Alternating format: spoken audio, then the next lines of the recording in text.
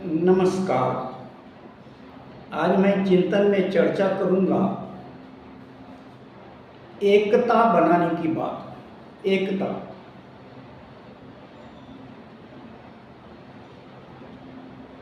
हमारा एकता कैसे होगी? हम साथ साथ कैसे चलेंगे? हम साथ साथ कैसे रहेंगे? हमारा विचार साथ साथ कैसे चलेगा? इसी पर मैं आज चर्चा आपसे करने जा रहा हूँ। बाबा साहब भीमराव अंबेडकर ने शिक्षित बनो, संघर्ष करो और साथ चलो, यह नारा दिया। तो साथ साथ कब चलोगे? जब शिक्षित बनोगे। शिक्षित बनोगे तो साथ साथ चल सकते हो। जब तक शिक्षित नहीं रहोगे तो साथ साथ चलना बड़ी मुश्किल है। और शिक्षित बनने के लिए आपको संघर्ष की जरूरत पड़ेगी। बिना संघर्ष किए आप शिक्षित नहीं बन सकते।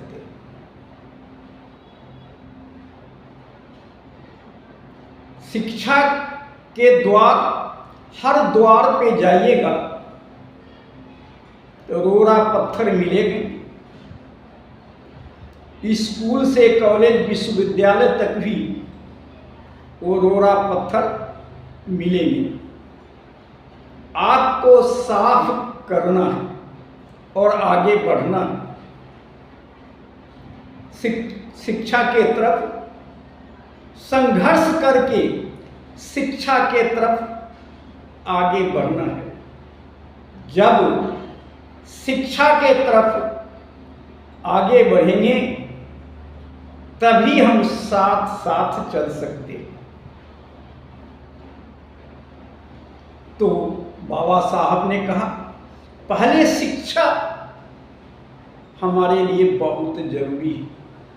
एकता बनाने के लिए शिक्षा बहुत जरूरी है। शिक्षा के बिना एकता नहीं बनेगी। आज हम जात जात में बटे हुए, खंड खंड में बटे हुए, धर्म में बटे हुए, पंथ में बटे हुए, आज ब्राह्मण धर्म की बात कीजिए, हिंदू धर्म की बात कीजिए, सनातन धर्म की बात कीजिए, कबीर पंथ की बात कीजिए, गुरु नानक की बात कीजिए, बौद्धिस्टों की बात कीजिए। ये इतने खंड खंड में बटा हुआ है और सभी से कोई हिंदू कहता है, कोई सनातन कहता है, लेकिन इसमें खंड खंड बटा हुआ है। क्या एक दूसरे को सुनना चाहता है? इसमें कोई एकता है? एक दूसरे को बात मानना चाहता है? सिख कोई ब्राह्मण की बात मानेगा? बौद्धिस्ट कोई ब्राह्मण की बात मानेगा? ब्राह्मण कोई बौद्धिस्ट की बात मानेगा? कबीर ब्राह्मण की बात मानेगा? कोई एक दूसरे को बात नहीं मानेगा। ये तो सनातन है जिसको हिंदू कहते हैं, इसमें ही इतने खंड खंड है। इसके अलावा मुस्लिम धर्म, ईसाई धर्म, क्रिश्चियन, ये सबको देखिए, एक दूसरे का 36 का फर्क है। एक दूसरे को देखना नहीं चाहता है, एक दूसरे के विपरीत चलता है। एक गाय को पूजा करता है, एक गाय को हत्या करता है। एक पूरब होकर के प्रार्थना करता है, एक पश्चिम होकर प्रार्थना करता है। एक प्रार्थना करता ही नहीं है। तो कहीं ना कहीं ये जो विखंडन है, यह खंड खंड में बटा हुआ है।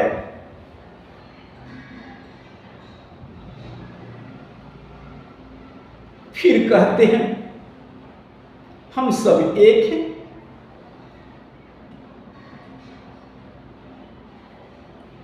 हम सब एक हैं,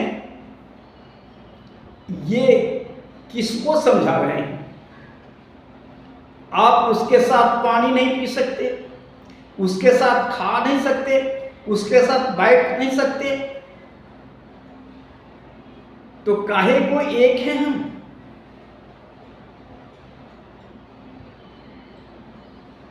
संविधान ने मानव को एक कहा, समानता दिया,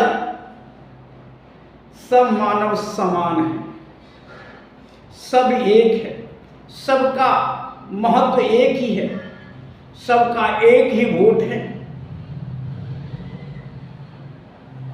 कोई एक वोट से ज्यादा किसी की अधिकार नहीं है, सब मानव एक है।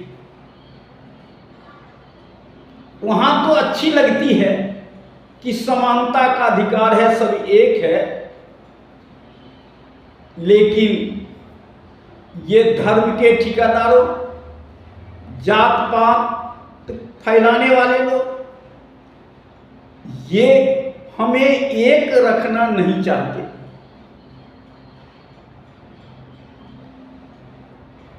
कारण एक क्यों नहीं रखना चाहते? क्योंकि इनको निजी स्वार्थ है, सत्ता की भूख है, सत्ता की लालच है। इसी वजह से हमें बांट कर रखना चाहते हैं। हमें सबको एक नहीं रहने देना चाहते हैं। हम सब एक हो जाएंगे, बाबा साहब के विचारों के अनुसार, संविधानों के अनुसार हम अगर एक हो जाएंगे तो इनकी कुर्सी डोलने लगेगी, दुकान चलाने वाले की कुर्सी डोलने लगेगी, क्योंकि इन्होंने हमारे अंदर अनेकों दुकान खोल दिया और हम आपस में ही लड़ रहे हैं। हम भाई भाई में लड़ रहे हैं, संप्रदाय में लड़ रहे हैं, ऊंच नीच के खाई में भी लड़ रहे हैं।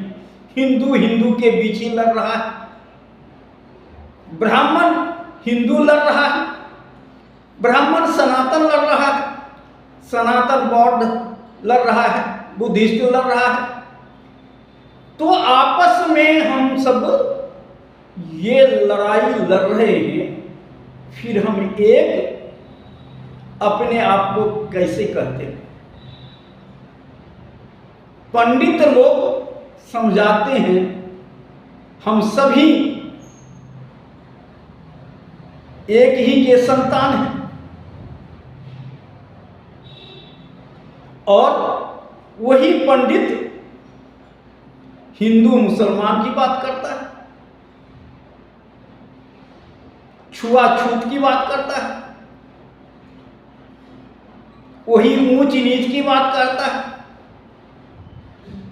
वही कहता मैं ब्रह्मा, मैं मस्तक से पैदा हूं, किसी को भुजा से पैदा कर दिया, किसी से पेट से, किसी से पैर से पैदा कर दिया।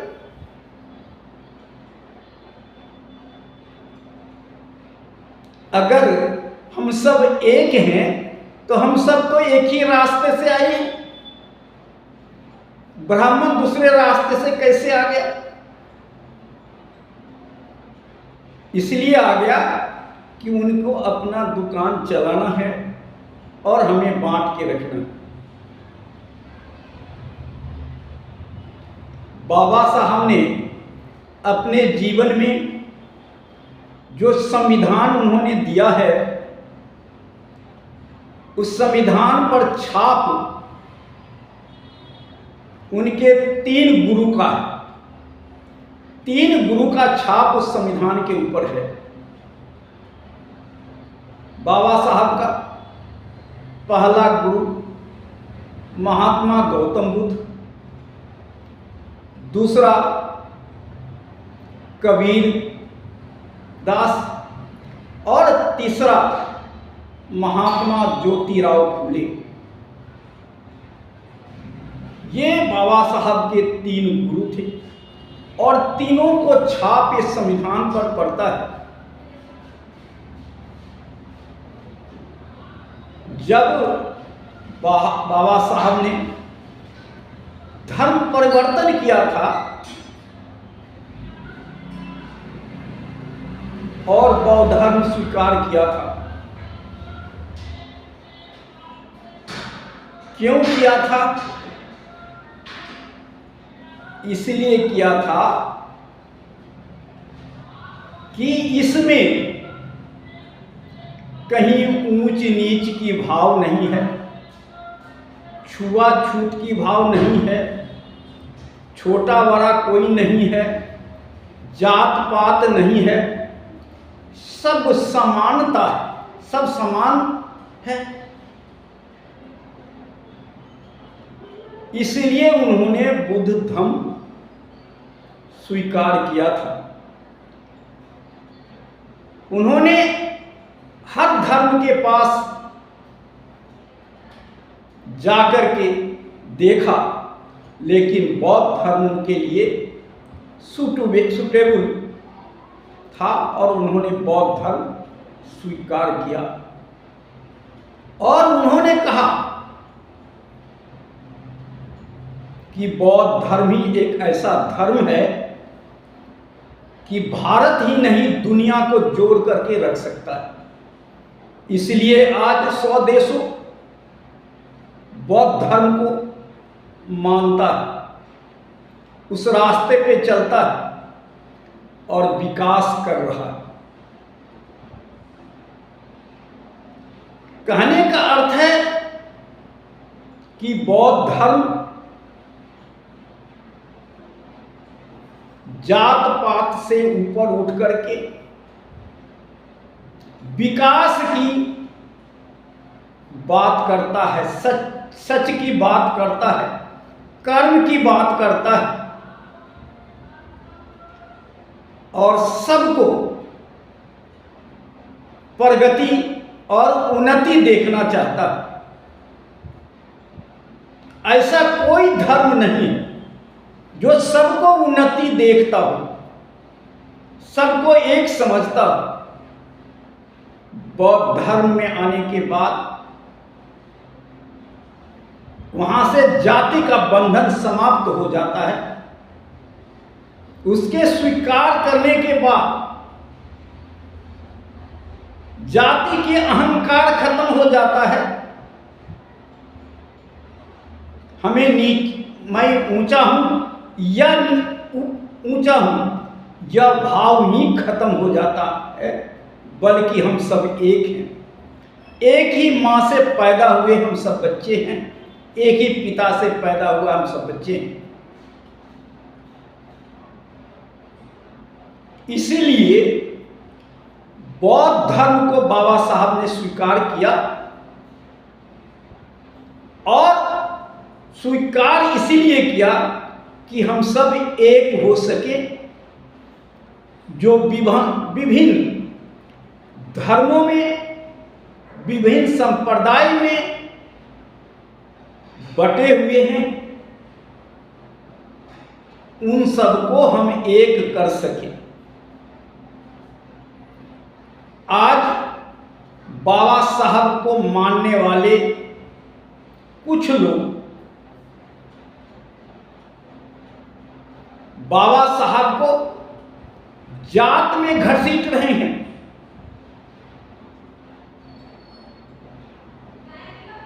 कि बाबा साहब बुद्ध को विचार पर बाबा साहब चलते हैं तो वो जात के नहीं जमात के हैं। बाबा साहब जमात के हैं, कोई एक जात के नहीं है। बुद्ध को किसी एक जात से नहीं देखा जा सकता, कबीर को किसी एक जात से नहीं देखा जा सकता। उन्होंने पूरे विश्व कल्याण के लिए मार्ग दिया है, विकास का प्रगतिशील मार्ग दिया है, विश्व कल्याण के लिए दिया है, मानव कल्याण के लिए दिया है। इसलिए महात्मा ज्योतिराव फूले, माता सावित्रीबाई फूले, महात्मा गौतम बुद्ध, बाबा साहब को, कबीर को किसी एक जात में घसीटा नहीं जा सकता। आज चंद लोग कुछ ऐसा कर रहे हैं, उनको सावधान होने की जरूरत है। इससे हमारी एकता में बाधा पड़ती है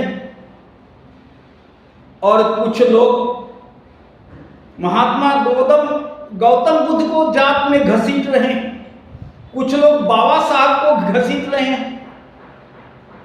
इससे एकता में बाधा हो सकती है। इसलिए हम इन्हें विकास पुरुष मानते हुए मानव के विकास को आगे बढ़ाने के रास्ता बताने वाले, मानव को जिंदगी को सुधारने वाले, सही रास्ते पे लाने वाले एक गुरु के रूप में हम देख सकते हैं। माता, पिता और गुरु, तीन देवता की बात होती है। आपने सुना होगा, वेदों में भी कहा गया, मातृदेवो भव, पितृदेवो भव, गुरुदेवो भव। तो गुरु को, ये सब हमारे गुरु हैं और गुरु को किसी जात विशेष में घसीटा नहीं जा सकता।